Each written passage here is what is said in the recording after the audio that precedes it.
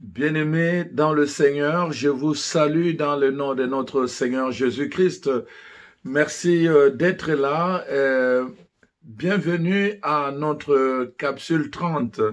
Aujourd'hui encore, nous avons le plaisir de partager avec vous la parole de Dieu, chers frères et sœurs. L'apôtre Paul dit dans sa deuxième lettre à Timothée au chapitre 3, verset 16, que la parole de Dieu est utile pour enseigner, pour instruire, pour corriger, pour affermir, mais aussi pour équiper tout enfant de Dieu. Équiper tout enfant de Dieu. Nous avons besoin d'être équipés pour tenir bon en toutes circonstances, spécialement dans ce temps où nous sommes confinés. Nous avons vraiment besoin d'être bien équipés.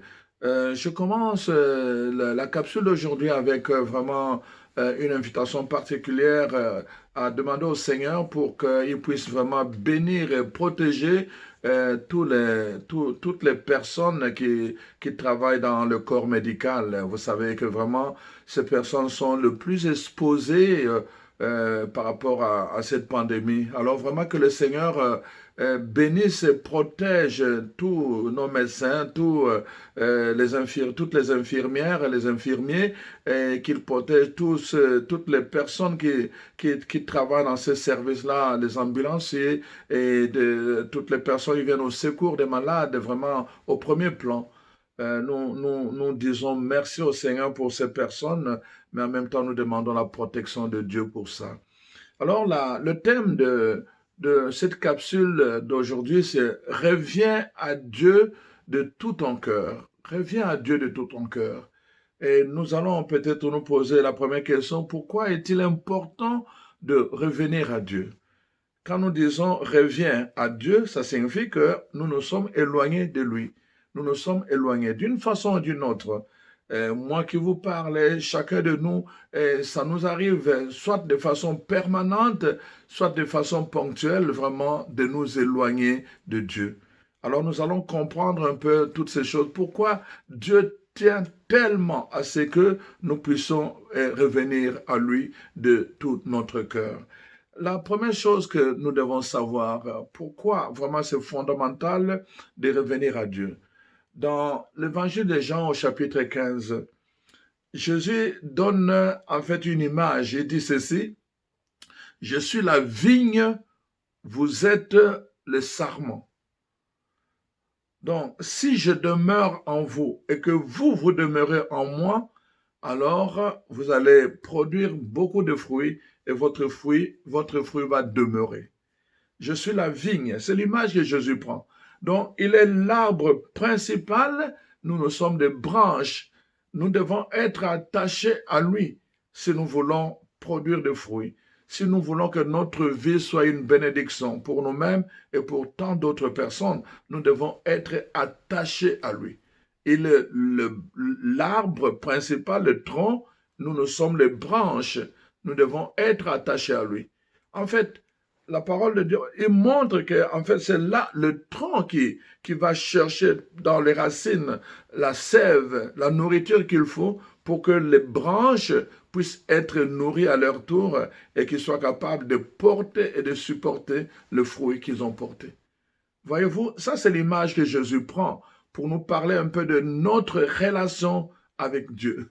La branche, quand il dit « je suis détaché du tronc », la seule conséquence, c'est qu'elle va sécher. Et dans le langage naturel et spirituel, nous disons, la seule conséquence, c'est la mort. Quand on est détaché du tronc, quand une branche est détachée du tronc, c'est la mort. Une mort certaine. La parole de Dieu va dire, parfois on va donner l'impression, dans les livres de l'Apocalypse, on va dire, tu vas paraître vivant, mais au-dedans de toi, tu es mort. Et nous allons voir avec beaucoup d'exemples Nous allons voir comment des gens parfois apparemment vivants, mais qui vivaient de morts certaines, de souffrances certaines au-dedans d'eux-mêmes. Mais les gens le glorifiaient parce qu'ils paraissaient vivants. Et la parole de Dieu dit justement, quand nous ne sommes pas branchés, quand nous ne sommes pas connectés au tronc, ce qui nous attend, c'est la mort. Nous pourrons paraître vivants, nous pourrons paraître glorieux, nous pourrons paraître réussir dans beaucoup de choses, mais au plus profond de nous-mêmes, quand nous serons dans notre lit, seuls, quand nous serons dans notre sommeil, nous serons tout le temps tourmentés parce que nous aurons peur.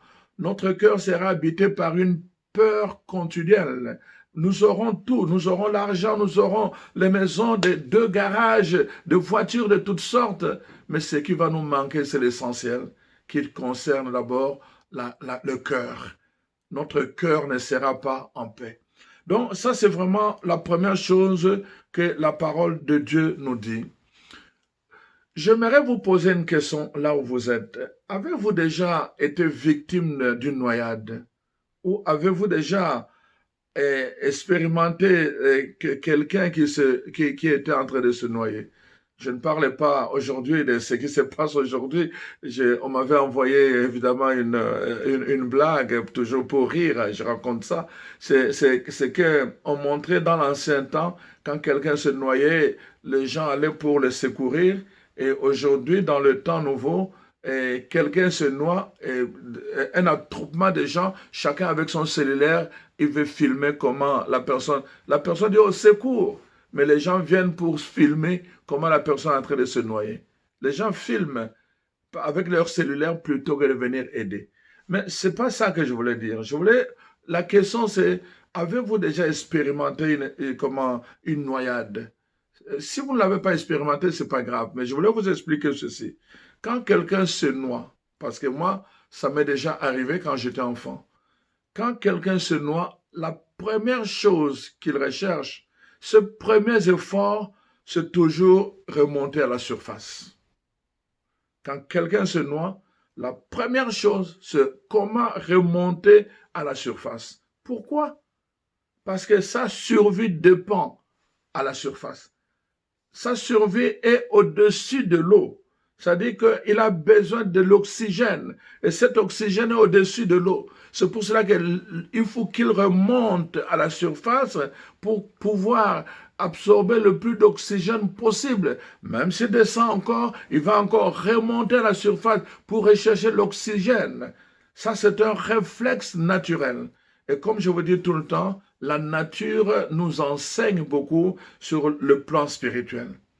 Quand quelqu'un se noie, il recherche l'oxygène. Il doit remonter pour aller à la source pour chercher l'oxygène. Et c'est ça, en fait, dans notre vie de tous les jours, nous avons besoin de l'oxygène. Nous avons besoin de l'oxygène. Et justement, dans beaucoup de cas, dans les images que la Bible prend dans l'Ancien Testament, Dieu se présente comme l'oxygène sans lequel l'homme ne peut pas survivre. Quand on n'a plus d'oxygène, on peut être gros, costaud, on peut être sportif, on peut être n'importe qui. On peut être militaire. Quand on nous prive de l'oxygène, on nous laisse longtemps sous l'eau et que nous sommes privés de l'oxygène pendant 5 minutes, c'est une mort certaine. Je suis généreux d'ailleurs quand je parle de 5 minutes. C'est une mort certaine. Voyez-vous? Pourquoi? Parce que l'être humain ne peut pas se passer de l'oxygène pour se maintenir en vie. Il ne peut pas se passer de l'oxygène. Je suis en train de vous montrer la relation entre Dieu et nous, les humains. Je commence par le tronc d'arbre, la vigne et le sarment, le branche. La branche ne peut pas tenir longtemps en vie si elle est coupée du tronc. Elle va sécher. Elle a besoin du tronc pour recevoir la sève du tronc afin de pouvoir vivre. Je suis en train de vous montrer quand l'être humain ne peut pas tenir longtemps sans l'oxygène. Quand il est noyé, il a besoin de remonter à la surface pour rechercher l'oxygène. C'est ça qui va le maintenir longtemps en vie. Même s'il est en danger, le temps que les gens viennent pour le secourir, il doit tout le temps s'alimenter en oxygène. Je suis en train de vous montrer le lien. Et la parole de Dieu dit, Dieu est comme l'oxygène pour le poumon de l'être humain. quand il n'y a plus d'oxygène, c'est une mort certaine. Quand l'arbre, la branche est coupée de l'arbre, c'est une mort certaine et la branche va mourir de sécheresse. Voyez-vous? Donc, je suis en train de vous montrer le lien. Et c'est important donc, parce que la nature nous parle. Et j'aime beaucoup vraiment la nature. Je vous ai dit, moi, j'observe beaucoup la nature. Alors, quand nous regardons toujours la nature, nous constatons quelque chose de très intéressant. Je ne sais pas vous autres, parce que moi, Africain, évidemment, on allait beaucoup en forêt et puis vraiment c'est important de découvrir les sources d'eau et de découvrir leurs mouvements. C'est important. Et parfois même, dans certaines traditions, la façon de disposer les lits, c'est toujours en fonction de la direction de l'eau et des sources d'eau. Alors donc, c'était pour nous très important. Et qu'est-ce que j'ai remarqué? Les sources d'eau se dirigent toujours vers des rivières. Vous allez voir, dans une montagne, il y a une source d'eau où l'eau va se déverser dans une rivière. Les rivières, à leur tour, vont couler, ils vont se diriger vers des fleuves. Les fleuves vont couler, ils vont se diriger vers les océans. Les océans vont couler, ils vont se diriger vers les mers. Et c'est un cycle comme ça. Donc, ça va du plus petit vers le plus grand. C'est toujours comme ça. La grandeur du plus grand dépend toujours de ce que lui déverse le plus petit. C'est important. Mais c'est un mouvement. C'est un mouvement dont la source est disposée pour se déverser dans la rivière. La rivière est disposée pour couler vers le fleuve. Le fleuve est disposé pour couler vers l'océan. C'est un mouvement naturel. On ne peut pas chercher à comprendre, on ne peut pas nier ce fait-là. Et la parole de Dieu, justement, nous montre à travers tout cela que nous sommes le point, en fait, de déversement de notre vie finale. La finalité de notre vie, c'est vraiment de pouvoir nous déverser dans l'océan. La parole de Dieu parle beaucoup de Dieu comme un océan.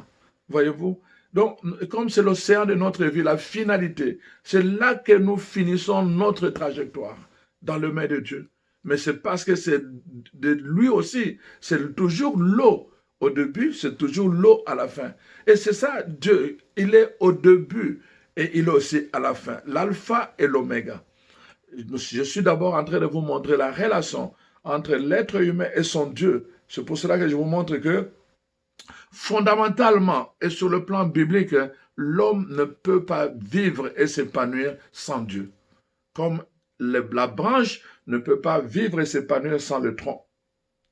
Comme je vous ai dit, que l'homme qui est dans l'eau ne peut pas survivre sans l'oxygène qui est en dehors de l'eau. Donc, c'est tout le temps comme ça. Et ce sont des éléments très, très importants. On voit donc le mouvement, tout le mouvement de l'être humain, toute sa vie, c'est une trajectoire qui finit toujours dans la mer. Et c'est vraiment ce Dieu, la grandeur, l'immensité de Dieu. Ça représente l'immensité de Dieu. Notre petitesse se déverse dans l'immensité de Dieu. C'est pour cela que Dieu peut nous contenir, malgré le nombre que nous sommes. C'est pour cela que Dieu peut nous porter. C'est pour cela qu'il peut se soucier de chacun de nous sans jamais avoir le souci de perdre quelque chose. Parce qu'il est immense, il est l'immensité, l'éternité, la grandeur, la toute-puissance. Il est caractérisé par tout cela, donc il ne peut pas faire de faux. Rien ne peut faire de faux en lui, ni au niveau de son amour, ni au niveau de son attention, au niveau de sa main puissante pour intervenir. Rien ne peut faire de faux. Voilà pourquoi l'homme ne peut pas vivre sans Dieu. La nature, donc, nous montre qu'il y a un ordre établi, du plus petit vers le plus grand. Donc, l'être est nourri par des choses qui sont créées et à son tour, il sait qu'il dépend aussi de Dieu. Il dépend de Dieu. Nous dépendons de Dieu. C'est très important. Et Dieu le sait. C'est pour cela qu'il se soucie de nous. Parce qu'il sait que si nous sommes coupés de lui, c'est comme si nous étions morts, comme nous allons le voir avec le récit de l'enfant prodigue. C'est comme si nous étions morts. Alors donc, c'est important que, parce que l'homme dépend de Dieu, c'est très important que nous puissions comprendre qu'est-ce que cela signifie pour nous aujourd'hui. L'homme dépend de Dieu. L'homme dépend de Dieu. La parole de Dieu nous dit cela. Vraiment, pourquoi la vie de l'homme dépend de Dieu? Je voulais vraiment méditer là-dessus. Premièrement, la Bible, dans ses premières pages, nous dit clairement que, au départ, quand Dieu a créé tout, à la dernière étape, il a créé l'être humain et il l'a créé, contrairement aux autres créatures, il a créé l'être humain à son image et à sa ressemblance. Nous sommes sur la terre l'image de Dieu. Nous sommes créés à l'image de Dieu, à la ressemblance de Dieu. En fait, nous allons dire, bon, moi je suis noir, les autres sont blancs, les autres sont comme ceci, et comment on est la ressemblance de Dieu? Bien sûr, le niveau de ressemblance n'est pas dans ce qui est fini ou finitude. Le niveau de ressemblance est dans ce qui est essentiel. Et qu'est-ce qui est essentiel? Je vais dire d'abord la vie et deuxièmement l'amour. Voyez-vous? Au niveau de l'amour, au niveau de la vie et au niveau de l'esprit. L'être humain est le seul qui a la capacité de fonctionner au niveau de l'esprit, la capacité vraiment d'aimer librement, la capacité, n'est-ce pas, de vivre librement aussi. Alors donc, ces trois niveaux, la vie, l'amour et l'esprit, sont les niveaux où justement nous nous identifions à Dieu. Notre Dieu, c'est un Dieu qui est vivant et c'est un Dieu qui donne la vie. L'homme peut donner la vie, par exemple par la procréation. Le Père donne la vie aux enfants, c'est la vie qu'il donne. Il transmet la vie. L'homme peut transmettre la vie. Dieu le fait évidemment par la parole. Il dit et ce qu'il dit advient à la vie. Mais alors donc, l'homme a cette capacité, donc identifiée à Dieu. La parole de Dieu dit l'homme aussi a l'esprit. Or, Dieu est esprit. La seule façon de l'homme pour communiquer avec Dieu, c'est d'abord au niveau de l'esprit.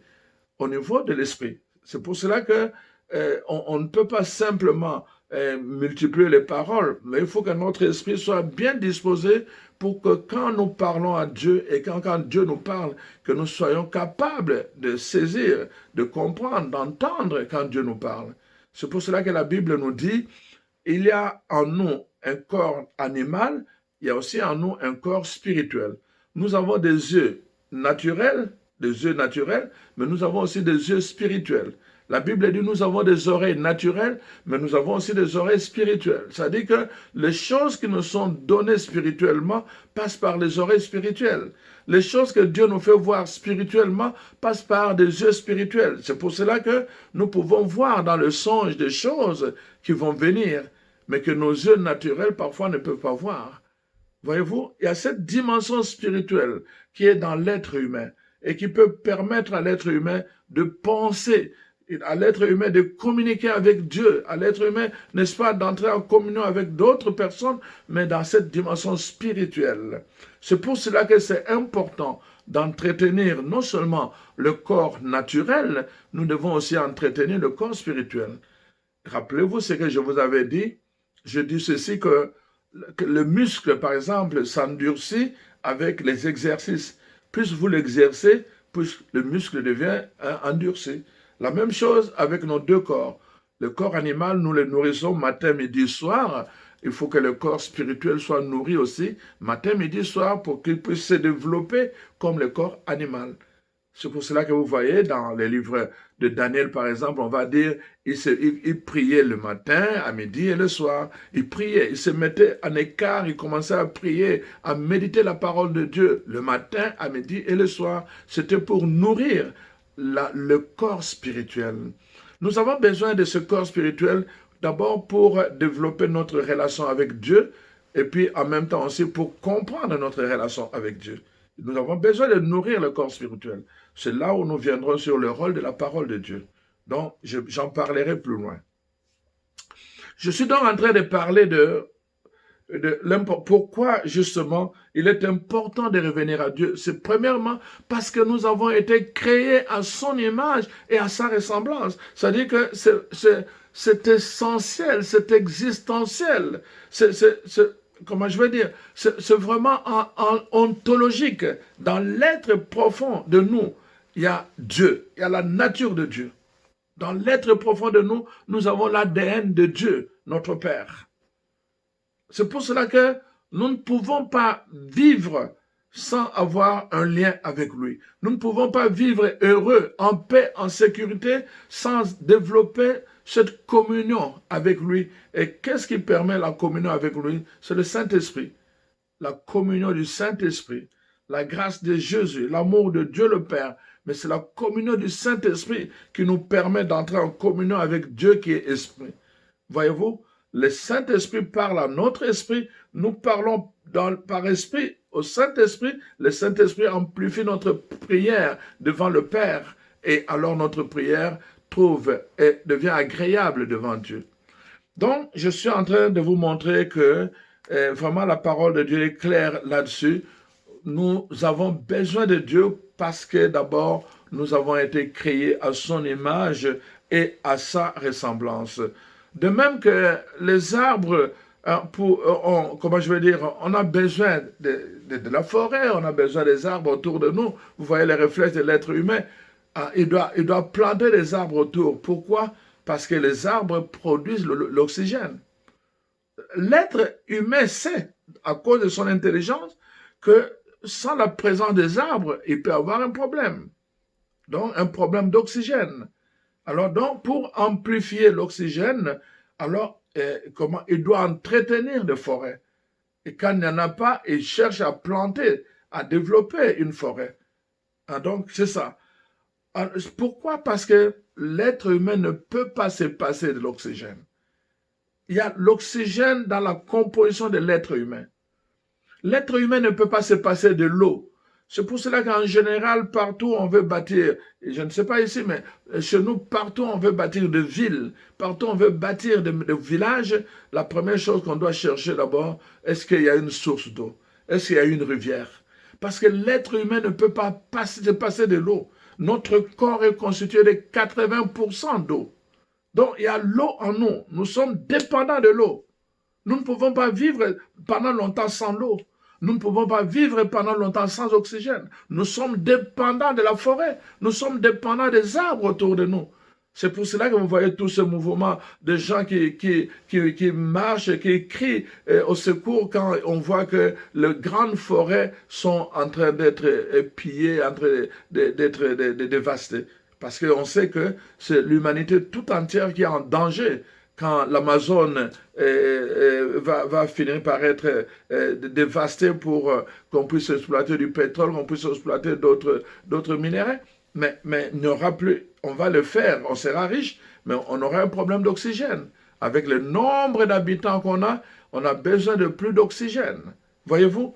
L'être humain ne peut pas se passer de l'oxygène. C'est pour cela qu'il a besoin. Il a une relation ontologique, existentielle avec les arbres, avec la forêt, à cause de l'oxygène. L'être humain ne peut pas se passer d'eau. C'est pour cela qu'il a une relation existentielle, je dis bien, avec l'eau. Parce qu'il ne peut pas s'en passer. C'est très important que nous comprenions ces choses-là. L'être humain ne peut pas s'en passer. Il ne peut pas se passer de la chaleur, on va dire, du soleil. On en a besoin, le vitamine D pour nous. Remarquez d'ailleurs tout ce temps, quand on est enfermé dans comment on est déprimé. On est déprimé parce qu'il y a quelque chose qui manque. Il y a quelque chose qui manque. On reste longtemps à l'intérieur des maisons, alors qu'en fait, on a été créé pour avoir un contact avec le soleil. Alors donc, on en a besoin de la chaleur, on a besoin de ce soleil, parce que notre corps a besoin de cela. Donc, il y a quelque chose de soleil dans notre corps, c'est existentiel pour nous. On démontre, je ne sais pas, au niveau de la science, qu'il y a eu à un moment donné, comment je veux dire, un moment où des astres s'étaient coalisés, et puis il y avait une noirceur qui a duré longtemps, et c'est à travers ce moment de noirceur que la plupart des gros animaux, comme les dinosaures, ont trouvé la mort. Parce qu'ils ne pouvaient plus continuer à survivre en restant longtemps dans la noirceur. Voyez-vous? On a besoin du soleil. Les arbres ont besoin de soleil. Vous le remarquez, les fleurs ont besoin de soleil. Tout le monde, on a besoin de soleil. C'est existentiel. Alors donc, tout cela, parce que je suis en train de vous dire, pour que vous compreniez que vraiment, l'être humain ne peut pas vivre sans l'oxygène, il ne peut pas vivre sans le soleil, il ne peut pas vivre sans l'eau, il ne peut pas vivre sans toutes ces choses-là naturelles. Et sur le plan spirituel, il ne peut pas vivre sans Dieu. Il ne peut pas vivre sans Dieu. C'est notre entêtement. C'est notre entêtement. Regardez ce que la parole de Dieu dit dans le livre de Jérémie. Je vais prendre le livre de Jérémie, le chapitre 2. Je vais prendre le chapitre 2, versets 9 à 13. La parole de Dieu dit ceci dans le livre de Jérémie, chapitre 2, versets 9 à 13. 9 à 13. Voilà. C'est pourquoi je vais encore contester avec vous, dit l'Éternel. Je vais contester avec les enfants de vos enfants. Passez aux îles des Kittim et regardez, envoyez à Kédar, observez bien et regardez s'il n'y a rien de semblable. Y a-t-il une nation qui change ses dieux, quoiqu'il ne soit pas des dieux? Et mon peuple a changé sa gloire contre ce qui n'est d'aucun secours. Cieux, soyez étonnés de cela, frémissez d'épouvante et d'horreur, dit l'Éternel. Car, verset 13, mon peuple a commis un double péché. Ils m'ont abandonné, moi qui suis la source d'eau vive, pour se creuser des citernes et en plus des citernes crevassées qui ne retiennent pas l'eau. Voyez-vous le problème? L'homme ne peut pas se passer de Dieu. L'homme ne peut pas se passer de Dieu. Et la parole de Dieu montre justement que, voilà, Dieu s'étonne et dit, regardez, même les païens ne peuvent pas, même les païens ne changent pas leur Dieu. Même les païens, quand ils sont avec leurs dieux qui ne sont même pas des dieux, dit la Bible, ils ne sont même pas des dieux, mais les païens ne s'en passent pas. Mais il dit, mais mon peuple a commis quelque chose de grave. Il m'a abandonné, mon peuple m'a abandonné. Israël, mon peuple a commis une faute, il m'a abandonné, moi qui suis la source d'eau vive. Je suis la source pour lui. Pour le peuple, c'est moi la source. Ça dit que si la source tarit, c'est fini. Mais mon peuple m'abandonne. Et moi, je suis en train de donner l'eau, de faire couler l'eau jusqu'à mon peuple, mais mon peuple préfère aller creuser des citernes crevassées en plus, qui ne retiennent pas l'eau. Chers frères et sœurs, cette parole est forte de puissance. Cette parole s'adresse à chacun de nous. Quand je regarde la vie de plusieurs personnes, les gens ne comprennent pas aucune relation avec la source, mais ils vont créer des relations, dépendre des personnes, des humains qui vont leur parler de ceci, des sciences ésotériques, de la franc-maçonnerie, de la ceci, cela. Ils ont leur philosophie, mais ils vont aller creuser des crevasses, ils vont aller creuser des citernes qui ne retiennent pas l'eau. Dans beaucoup de sciences ésotériques et occultistes, on va te donner, bien sûr, mais en retour, tu dois payer des citernes qui ne retiennent pas l'eau. Et tu auras mis beaucoup d'efforts pour creuser, beaucoup d'efforts pour travailler, beaucoup d'efforts pour apporter de l'eau, et à la fin, tout ce que tu as emmagasiné, le lendemain, l'eau a disparu. Pourquoi? Parce que la citerne n'était pas capable de retenir l'eau. Alors que il y avait une source, tu ne faisais aucun effort, l'eau venait d'elle-même jusqu'à toi. Dieu s'étonne. Dieu s'étonne. Mon peuple préfère aller creuser des citernes crevassées plutôt que de dépendre de la source d'eau vive. L'eau vive, l'eau potable. Les gens préfèrent creuser. Mais oui, quelle que soit la grosseur de tes citernes, quelle que soit la longueur de ta citerne, mon frère, ma soeur, Dieu voit ça comme une citerne crevassée. Ça ne peut pas te sauver. Ça ne peut pas ajouter une seule année à ta vie. Ça ne peut pas ajouter un seul bonheur à ta vie. Si Dieu n'est pas avec toi, tout ce que tu fais est en vain. Et nous allons le voir avec la parole de Dieu. L'homme ne peut pas se passer de Dieu. Ça, c'est le premier principe que je voulais énoncer ici. L'homme ne peut pas se passer de Dieu. Nous avons besoin de Dieu. Toute la nature, toute la création nous parle de Dieu. Le couleur, le forme, le mouvement, ça nous parle de Dieu. Parce que l'être humain en lui-même, il est impuissant. Il ne peut pas créer toutes ces choses. Au contraire, il imite. Le couleur, les habits que nous avons, le couleur, sont imités par la nature. Le couleur que Dieu lui-même déjà avait donné dans la nature. Toute la diversité de couleurs, ce n'est pas l'homme qui l'invente. Il l'a trouvé dans la nature. Le mouvement, ce n'est pas l'homme qui invente, il l'a trouvé dans la nature. La forme, ce n'est pas l'homme qui invente, il l'a trouvé dans la nature. Dieu a précédé l'être humain pour lui donner un sens à sa vie, pour lui donner une direction, afin que l'être humain soit heureux. Le souci de Dieu, c'est le bonheur de l'être humain. Le souci de Dieu, c'est ton bonheur, chers frères et sœurs. Ton bonheur, et ce bonheur dépend de ta relation avec la source. Et aujourd'hui, la parole de Dieu te dit, cette source porte un nom, c'est ton Dieu. Nous allons continuer notre réflexion avec la deuxième partie de cette capsule. Hein. Vraiment, le Seigneur te lance cette invitation, reviens à lui de tout ton cœur, ta vie, ton bonheur en dépend.